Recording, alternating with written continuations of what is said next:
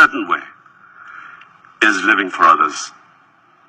Those people who in my life I've seen happy have always realized that they are privileged to have either money or fame or respect in a society, and they use it for the benefit of others.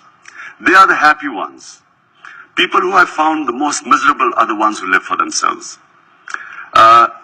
This idea that accumulating wealth will give you happiness, I'm afraid in my life, very rarely have I seen people who've chased money. Very rarely have I seen them happy. And when you have a setback, there's a quotation from who's my great role model, who I follow as the greatest philosopher poet of the subcontinent, probably the best Muslim brain in the last 500 years, Iqbal. He has this verse which goes, "Oh hawk, don't be scared of this force of wind that hits you. It's meant to make you fly higher." So resistance is something you should never be scared of.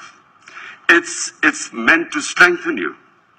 The more you stand up to resistance, the stronger you get. So I hope and I wish you all the best. This should be a time of great happiness and excitement for you.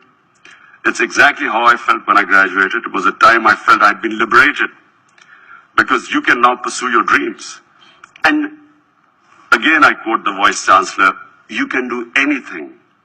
You can actually do anything what you want to, provided you have the perseverance, and provided you have the ability to analyze whenever you have a setback, what's gone wrong. I want to, again, Vice Chancellor, thank you.